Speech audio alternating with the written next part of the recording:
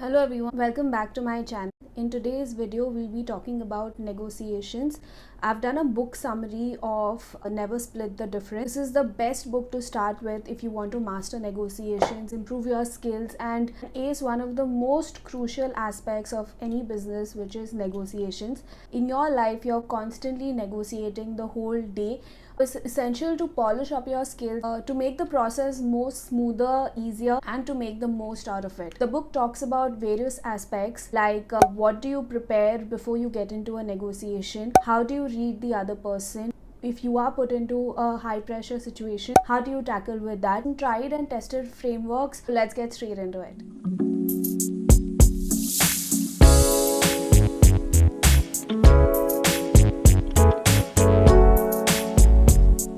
One, make your sole focus on the other person and what they have to say.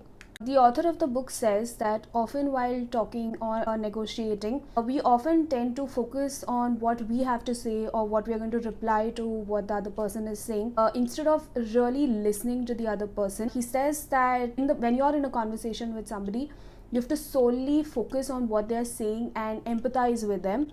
People all around the world just want to be heard and listened to. So instead of focusing on what you're going to say or what deal you want to crack or what is your gain, it's essential to hear the other person out with an honest ear, completely focus and absorb what the other person has to say.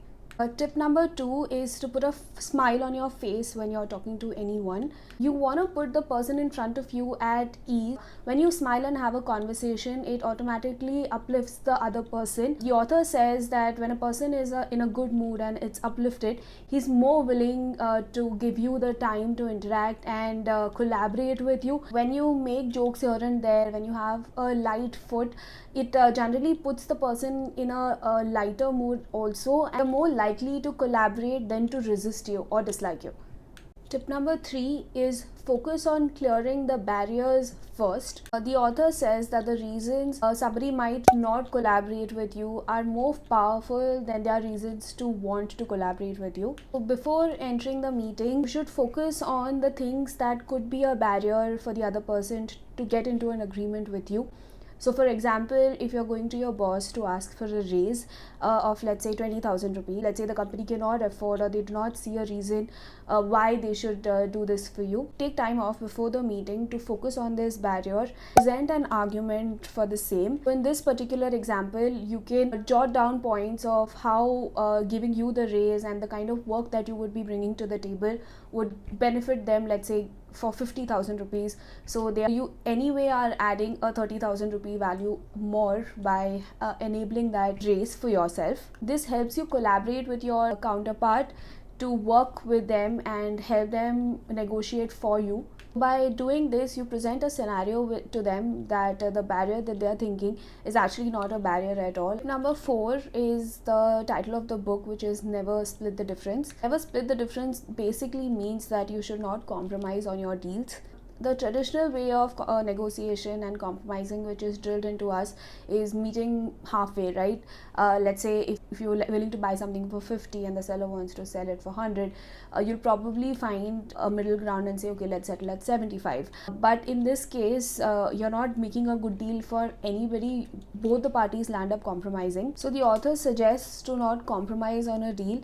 A quote from the book says that no deal is better than a bad deal. Tip number 5 is hear their offer first. So while negotiating, you might have a figure in your head or a proposal in your mind, but you don't know where the other person is coming from. It could very well be much more than what you are expecting, or they have a sweeter deal to offer for you. This would give you a good idea about how they are placed. Tip number 6, offer odd numbers. Let's say if you're putting a price on something, instead of putting 15,000, you could put 15,635 rupees. This helps your counter party to understand that you have not just pulled the number out of thin air and there's some calculation that has gone into it. Also, rounding up numbers time cuts some extra margin that you could have gained from the deal. Let's say the deal could have closed at 15,600, but adding the 35 just gives you that extra leverage.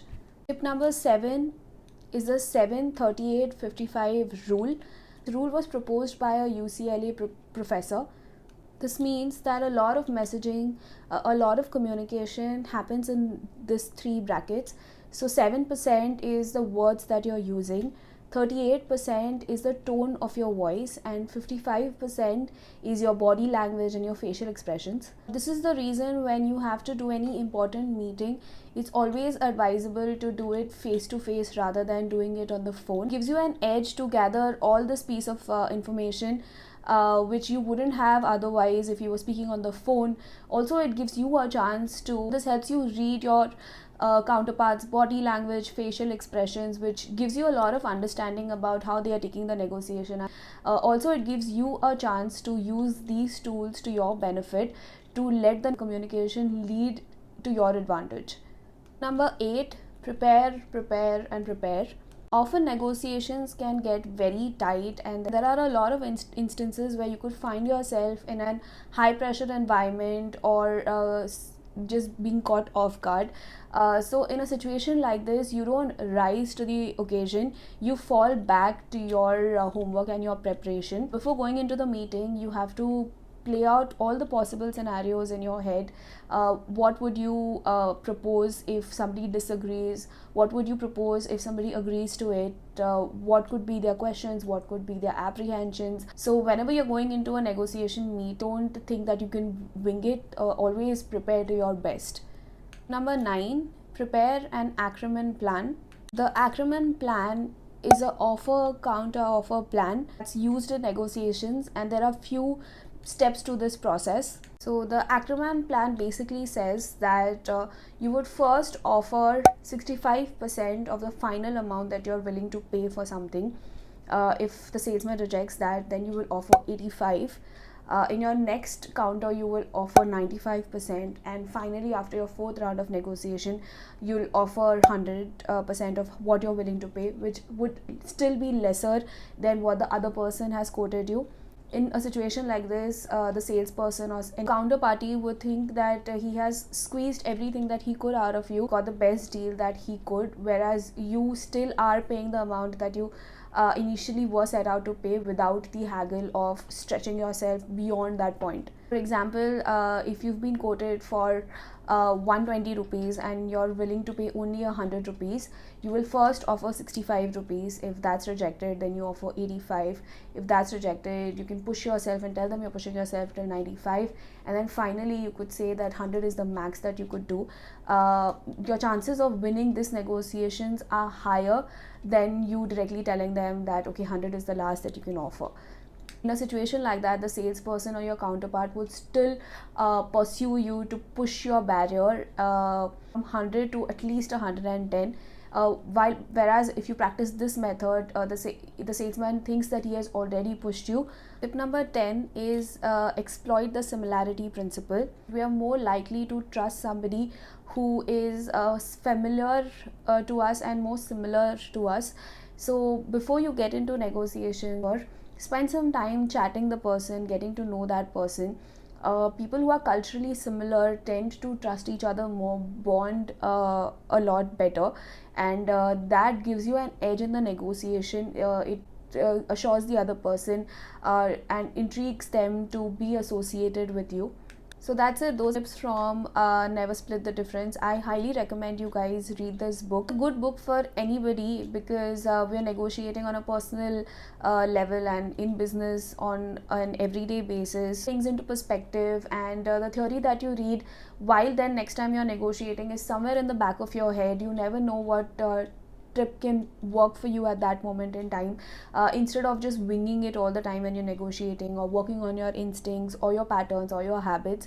So just having read books or practiced some tools in negotiation helps you polish your tool and sharpen your axe, so to say. Good negotiation skills and becoming a good negotiator takes you a long way in life, and it is a quality that all of us must have.